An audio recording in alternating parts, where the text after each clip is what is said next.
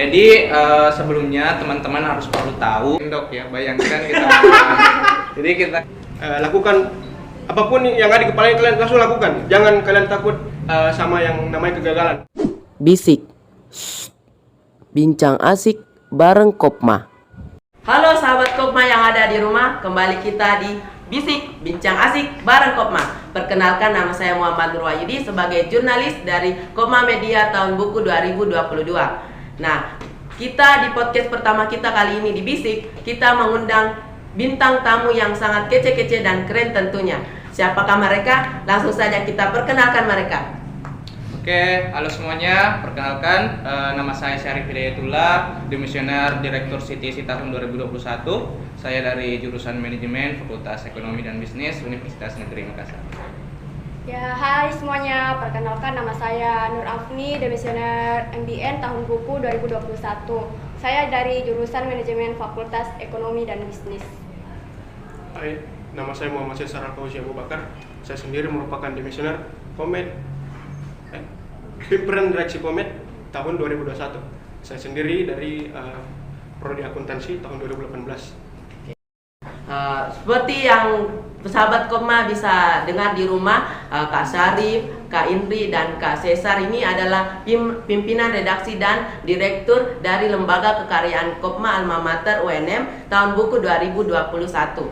Nah, kita ingin mengenal lebih jauh dulu mengenai bintang-bintang tamu kita kali ini. Mungkin dari Kak Syarif, apa saja sih atau adakah organisasi Kak Syarif di luar? Mungkin juga bisa diperkenalkan asal daerah Kak Syarif. Oh, oke. Terima kasih. Jadi selain saya di Kopma, saya bergabung di beberapa organisasi. Ada di tingkat jurusan, ada juga organisasi di luar kampus, dan ada juga tingkat universitas yaitu Kopma. Kalau di tingkat jurusan sendiri, saya bergabung di KMM Asyamil, yaitu Keluarga Muslim Manajemen, sebuah biro dari himpunan tentang mengenai bergerak di bidang keagamaan. Sedangkan di luar, saya bergabung di ISP atau Investor Saham Pemula khusus Kota Makassar. Kemudian saya juga gabung di suatu komunitas beasiswa Bank Indonesia, yaitu Genbi, dan pastinya saya juga di Kopma. Saya itu di Kopma tahun 2019. Kalau Kak Indri mungkin? Kalau saya mungkin saya bergabung di organisasi di dalam kampus atau maupun di luar kampus. Nah, jadi di dalam kampus itu saya masuk di himpunan dari jurusan saya. Sedangkan di luar kampus itu ada beberapa organisasi yang saya masuki, seperti saya bergabung di OMPI, Organisasi Mahasiswa Pemuda Intelektual, bergabung di Gerakan Literasi Wanita, sama di Perpustakaan Rakyat. Itu saja. Kalau dari Kak Cesar? Gimana ya? Saya tidak seperti kakak-kakak di sini. saya dulu nol ya. Jadi organisasi di luar ya, saya itu cuma satu. Saya itu Victorina Makassar sejak 2015 dan Kopma saja dalam kampus itu. Oke. Mungkin sahabat Kopma sudah mengenal lebih jauh mengenai pemateri. Mungkin kalau mau lebih kenal, lebih dekat itu mungkin bisa berkunjung di Liminasa Kopma, atau juga mungkin bisa mengunjungi Instagram dari para bintang tamu kali ini. Oke, langsung saja kita masuk ke obrolan kita, karena sehubungan podcast kita berjudul apa sih itu Lembaga Kekaryaan dari Kopma Alma Mater UNM Makassar. Mungkin dari Kak Syarif bisa menjelaskan sedikit mengenai lembaga kekaryaan itu apa, dan CTC tentunya. Oke, terima kasih pertanyaannya. Jadi sebelumnya teman-teman harus perlu tahu bahwa lembaga kekaryaan itu merupakan lembaga sayap dari Kopma itu sendiri. Jadi secara langsung tidak ada dalam struktur Kopma, akan tetapi dia berperan sebagai membantu kinerja khususnya di bidang kelembagaan dan humas. Lembaga kekaryaan itu bersifat semi otonom, jadi dia memiliki aturan-aturannya sendiri. Jadi di Kopma itu sendiri ada 3 lembaga karyaan. Di sini juga ada orang-orang hebat yang pernah menduduki jabatan-jabatan strategis di sana. Ada CTC, MBN, dan yang paling muda Komet. Untuk CTC sendiri, lembaga karyaan yang menaungi tentang pendidikan koperasi. Dalam hal ini Kopma ya. Jadi di Kopma itu sendiri ada tiga jenjang pendidikan, ada CBT, CIT, dan FLLT. Itu merupakan tanggung jawab dari CTC sendiri. Sebelumnya itu CTC singkatan dari Corporation Training Center. Ada Mungkin beberapa bisa Kak bahasa Indonesia juga Kak. Mungkin sahabat Kopma di luar jadi belum tahu apa itu iya. bahasa Inggrisnya itu. Iya, siapa yang yang pertama Corporation ya, kita artikan saja satu-satu. Corporation, Koperasi Training Pelatihan Center adalah pusat. Jadi pusat pelatihan koperasi seperti itu. Mungkin teman-teman bisa, kalau saya salah silakan cari di Google Translate ya. Oke, selanjutnya di CTC itu menaungi beberapa program wajib. Itu tadi ada dibilang CBT, Corporation Basic Training. Di sana mempelajari tentang basic-basic koperasi secara teori ya. Mungkin teman-teman yang ada di sini di belakang layar sudah ikut semua CBT. Kemudian selanjutnya ada CIT. CIT itu Corporation Training Intermediate Training atau CIT. Dia lebih ke outdoor, lebih mempraktekkan jiwa-jiwa koperasi. Kemudian ada FLLT atau Frontline Leadership Training, di mana di sini teman-teman dilatih bagaimana menjadi figur-figur pemimpin. Mungkin lebih baik jadi mungkin minimal sekali bisa memimpin dirinya sendiri dan selanjutnya bisa memimpin orang lain. Menjadi struktur juga terstruktur jadi CBT, CIT baru FLT. Ya. Oke, kalau dari Kak Indri untuk tentang apa itu MBN? Jadi MBN itu atau biasa disebut member business networking. Jadi di member business networking itu dia bergerak dalam bidang usaha, menciptakan usaha. Nah, dia menciptakan usaha, terus dia promosikan usaha-usahanya begitu. Nah, dia di MBN itu secara umumnya itu dia bergerak dalam bidang kewirausahaannya, begitu aja. Kalau misalkan saya nih Kak punya usaha, apakah bisa masuk di jaringan usahanya MBN? Ya bisa, nanti usahanya nanti kita promosikan atau nanti kita titip di Kopmar begitu. Dengar itu sahabat Kopmar, kalau ada usaha tak kasih masuk di MBN. Oke, untuk Komet bagaimana Kak? Kalau Komet itu pasti Kopma Media. Semua orang tahu pasti bagaimana itu media. Kita yang handle semua media masanya Kopma. Kalau di organ tubuh itu Komet itu mulutnya Kopma. Kita menyampaikan informasi apapun itu dari bagiannya Kopma, kita sampaikan keluar ke media massa begitu. Seperti itu. Kalau boleh tahu Kak, apa saja media massanya Kopma yang dikelola oleh Komet selama ini? Kalau sekarang itu paling Instagram, ada web juga, YouTube, sama dulu ada Facebook cuma kayaknya kurang ini. Jadi masih aktif semua gitu Kak? Iya, masih aktif. Masih. Oke, kalau kan sudah tahu Kak, maksudnya sahabat Kopma sudah tahu gambaran umumnya. Mau lagi tahu ini Kak, sahabat Kopma ini mau tahu strukturnya di masing-masing LK, karena saya dengar banyak beda-beda strukturnya. Iya. Mungkin dari MBN. Ya, jadi di MBN sendiri itu ada 3 bidang. Nah, yang pertama itu ada pelatihan penjaringan usaha. Nah, di pelatihan di situ pelatihan penjaringan usaha di mana dia melakukan produk sesama anggota Kopma begitu. Jadi di pelatihan pembuatan produk ini bagaimana kita membuat produk, misalkan contohnya pembuatan buket ya begitu. Kita di situ sama-sama buat pelatihannya di situ, bagaimana caranya pembuatannya. Jadi yang kedua itu ada bidang kewirausahaan. Nah, di bidang kewirausahaan itu dia bergerak dalam usaha-usahanya MBN, menjalankan usaha-usahanya MBN, menciptakan produknya MBN, ya, memasarkan produknya MBN. Jadi di bidang kewirausahaan itu dia mengelola produknya MBN. Yang ketiga itu ada penjaringan usaha. Jadi di penjaringan usaha ini kalau ada anggota Kopma yang ada usahanya, dia bisa tanya ke divisi penjaringan usaha, dia nanti jaring usahanya anggota Kopma. Nah, di situ juga kita bisa usahanya itu bisa kita titip di Kopmamar begitu, dipromosikan produknya ya begitu. Kalau dari CTC iya Kak? Kalau CTC sendiri itu ada 2 bidang ya, ada PSDA, pengembangan sumber daya anggota, dan ada diklat.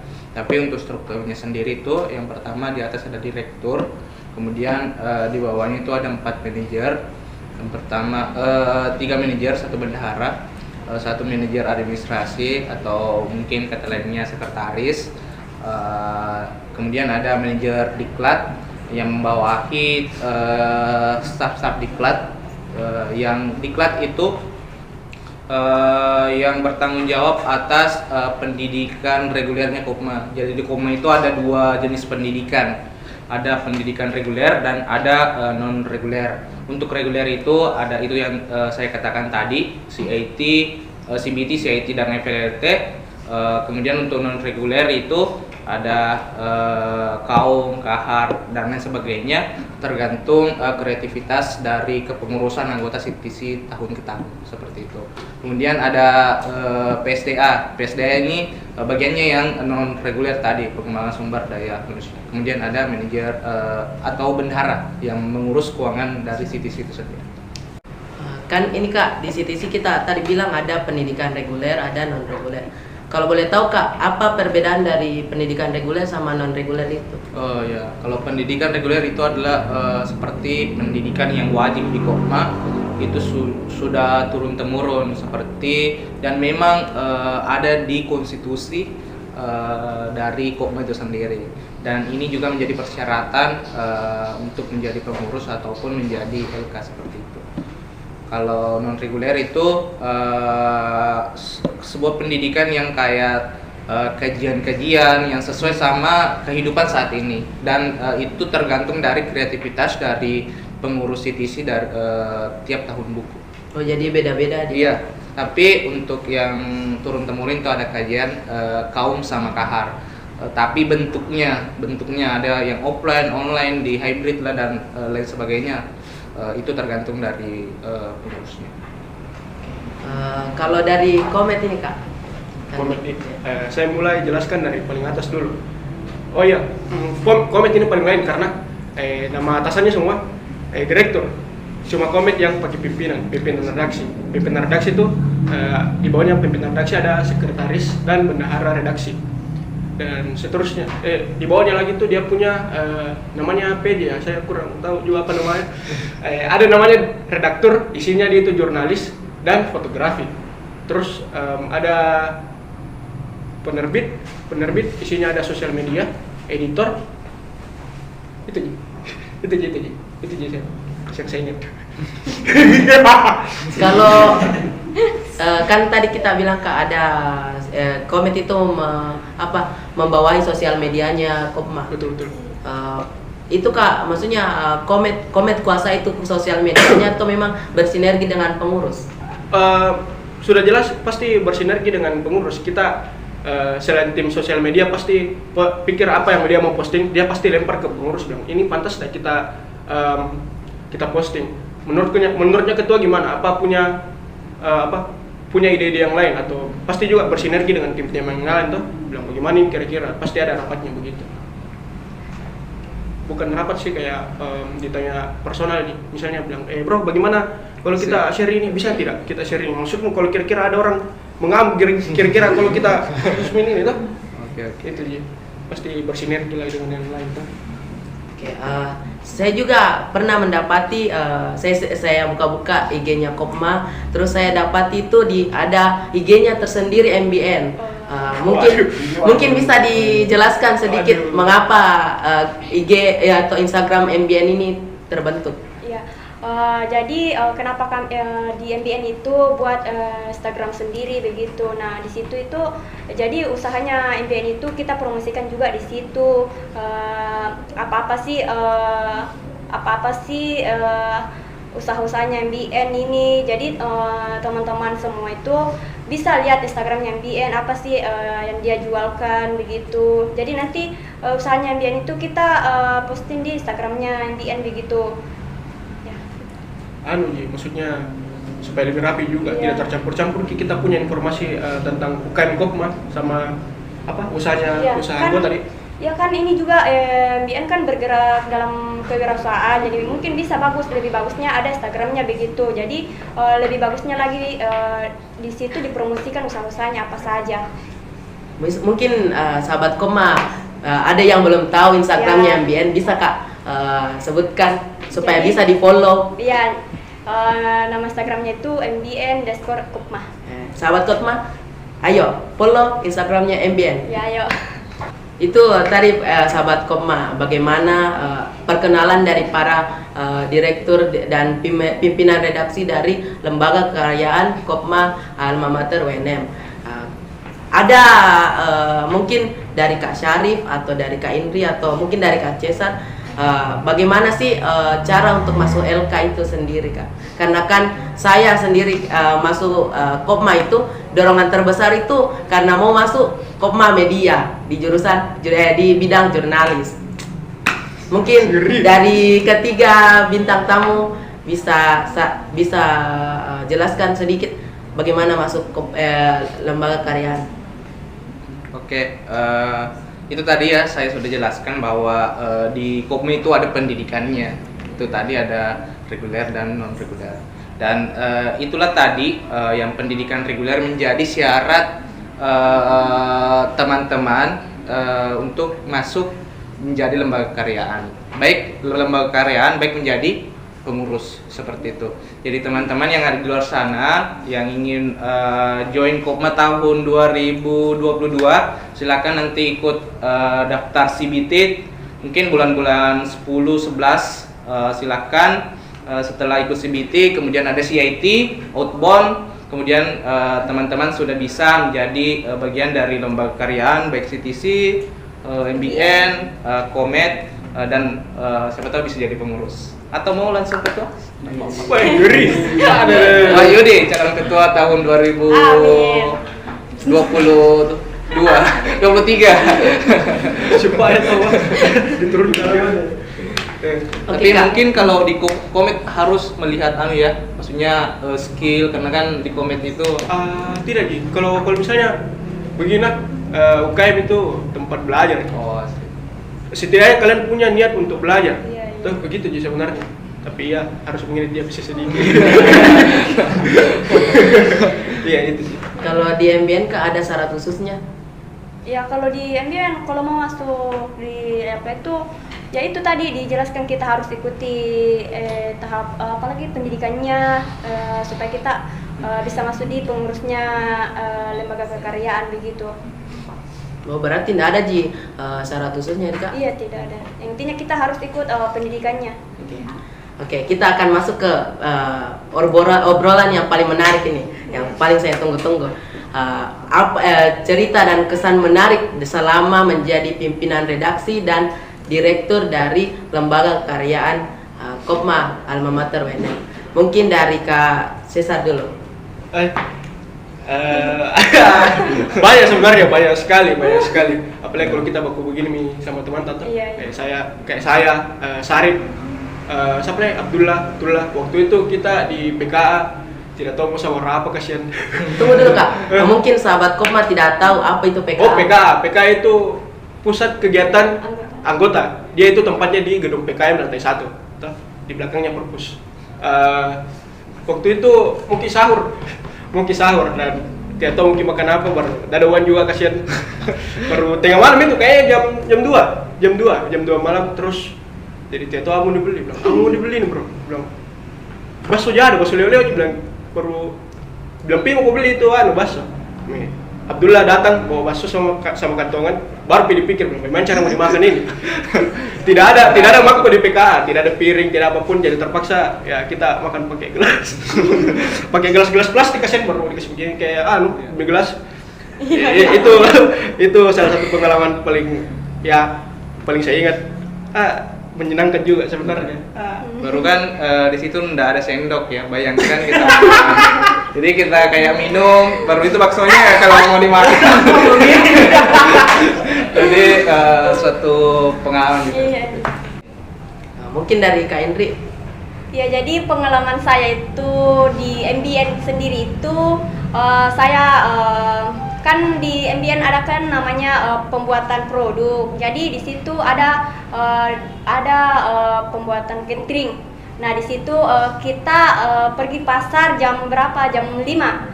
Nah, kita pergi pasar, ada satu orang kutemani manajer kewirausahaan. Terus saya pergi pasar di situ jam 5. Nah, terus pasarnya itu belum dibuka begitu. Belum buka, ternyata bukanya itu jam 7. Nah, dia pikir lama sekali Kak menunggu di situ. Lama sekali Kak menunggu. Apa dibikin itu Kak selama menunggu? Ya biasalah kalau saya sama satu orang namanya Ali Muding. Nah, Ali. Nah, saya biasa cerita random cerita aku begitu. Terus di situ saya pergi di situ beli ke ayam. Beli ayam, terus itu ayam tuh harganya bukan.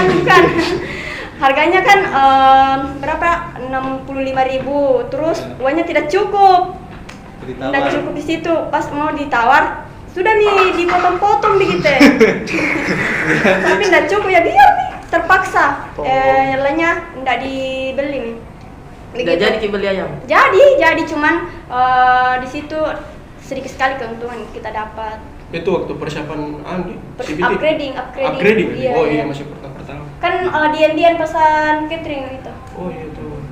Oh, jadi MBN itu punya catering? Iya punya kan di situ kan di MBN ada divisi kewirausahaan. Nah, di situ divisi kewirausahaan itu dia sembarang mau menciptakan usaha apa yang mau diciptakan supaya kita bisa pasarkan begitu supaya menghasilkan begitu. Jadi unik ada Iya, banyak sekali. Iya. Berarti ada uang tersendiri Iya, ada. MBN? Nanti pas selesai kepengurusan itu selesai kepengurusan itu kita keuntungannya itu kita bagi-bagi ke anggota yang lain begitu. Jadi ada yang katakan MBN itu paling kaya. lembaga kekayaan yang ada uangnya. Wah. Banyak ya sebenarnya juga waktunya pertama kita masuk waktunya apa namanya itu? Raker. Ya. Yang kita punya tempat tidur sendiri. Di bawah ternyata itu kamar mandinya meluap gitu. Oh. Pas kita tidur ada di telinga apin, ternyata luapan toilet. Busuk. Dan paling mengesankan itu apalagi yang kayak kan dulu sering bermalam di PKA kan sudah jelaskan tadi apa sih itu PKA. Nah, di situ paling sama-sama menginap di situ. Ada yang kayak caranya tidur bagaimana begitu kalau cowok tuh. Bagaimana ada nih kayak kepalanya di lantai, kakinya di atas kursi begitu. Pokoknya kayak bagaimana begitu. Wah, banyak sekali deh cerita-cerita menarik, cerita lucu. Dan masih banyak lagi. Saking banyaknya itu kita bingung mau cerita yang mana gitu. Pusing-pusing mau mana mau cerita begitu. Apalagi pengalaman yang di PK ya. Dan luar biasa. Apalagi pengalaman pas sama Bobby Herman. Iya. Herman. Jadi mungkin untuk teman-teman, kamu tahu yang dibilang Bobby Herman? Ya. Tidak. Ayo nanti kita kenal. Tidak perlu saya Bobby spill di sama sini. Herman ya. Siapa Bobby sama Herman? Sahabat Kopma juga, kalau mau tahu masuk di Kopma. Oke, satu lagi Kak mau kutanyakan. Kan kita sudah jadi demisioner mini ceritanya. Ada pengalaman tak dalam 1 tahun buku? Mungkin bisa kasih saran tak, wejangan tak untuk Kopma atau lembaga kekayaan ya untuk tahun ini. Mungkin dari Kak Syarif. Ya mungkin kalau dari saya saran saya untuk tahun buku 2022 yang sekarang menjabat Iqbal ya, Yang pertama kan kita ini CTC khusus pendidikan ya. Jadi saya memang tetap sarankan ke teman-teman tahun buku 2022 bagaimana mengemas pendidikan ini secara maksudnya tidak monoton, tidak begitu saja tahun ke tahun, terus melakukan inovasi. Bagaimana inovasi kaum, inovasi KAR, inovasi CTC, CIT, dan FLRT sehingga kita bisa berkembang ke depannya. Kemudian selanjutnya kan CTC ini maksudnya orang-orang tua ya isinya karena maksudnya di situ yang Kopma tahun 2000 yang gabung tahun 2021 itu masuk lagi, yang lanjut ke tahun 2022 kebanyakan ditempatkan di CTC karena memang dia khusus ke pendidikan. Jadi harus lebih merangkul karena sering ada gap antara yang baru sama yang lama seperti itu. Itu sih. Kalau dari Kak Cesar? Sama tadi seperti Anda bilang Kak Syarif, LK itu harus lebih inovasi lagi khususnya Komet. Salah satu bentuk inovasi paling bagus saya lihat ini Komet, dia bikin podcast begini. Ya. Tepuk tangan dulu buat Komet 2020. Luar biasa. Kita lagi yang bintang tamu pertamanya. Dan tepuk tangan juga untuk hostnya. Udah. Sama apa lakukan apapun yang ada di kepala kalian, langsung lakukan. Jangan kalian takut sama yang namanya kegagalan, karena kita tidak salah satu pelajaran paling bagus dari kegagalan itu. Karena memang di UKM malah tempat kita belajar. Ya, betul, Bagaimana betul, cara mengolah pikiran kita, mengaktualisasikan apa yang ada di otak kita supaya jadi kenyataan seperti itu. Jadi di sini kita dilatih bagaimana cara hubungan antar seseorang memahami, menerima, kapan harus diterima pendapat, kapan kita harus menerima pendapat seperti itu. Oh, iya. Jangan baper, gitu saya. Iya. Betul. Jangan baper. Harus Kalau profesional. dari Kak Indri mungkin. Ya, jadi kalau untuk saya ke MDN kedepannya itu bagaimana ya, kan sekarang Algia menjabat, terus Lor. namanya Lor di Kopma itu, Lor namanya. Jadi saya betul tadi yang dikatakan, ciptakan inovasi yang baru, apalagi kan di MDN itu bergerak dalam usaha. Nah, ciptakan sebanyak mungkin usaha-usaha yang harus dijalankan begitu supaya nanti pas kepengurusannya banyak juga dibagi uangnya. Cuan. Mungkin sudah banyak kita dengar cerita menarik, cerita lucu, terus juga mengenal lebih dekat itu kelembagaannya. Lembaga karya Komet, CTC, dan MBN. Jadi CTC itu teman-teman bergerak dalam pelatihan dan pendidikan anggota koperasi. Terus MBN itu kewirausahaan. Jadi yang punya jiwa-jiwa kewirausahaan khususnya bisa gabung di MBN. Kemudian di Komet itu atau Kopma Media, orang-orang yang pandai dalam mempunyai soft skill dalam sosial media ataupun juga editing video dan sebagainya. Banyak sekali hal-hal yang positif yang dapat kita ambil ketika kita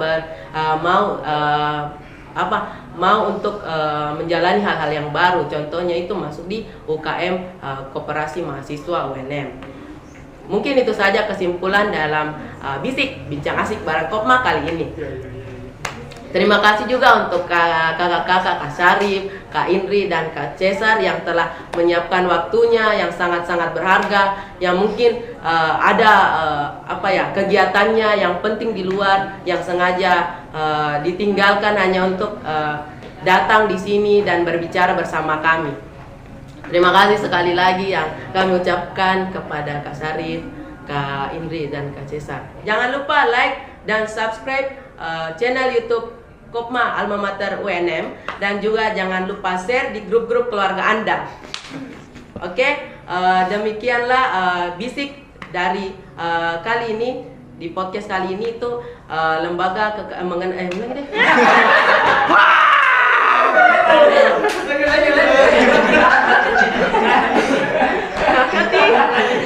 Lanjut bisa lanjut lagi.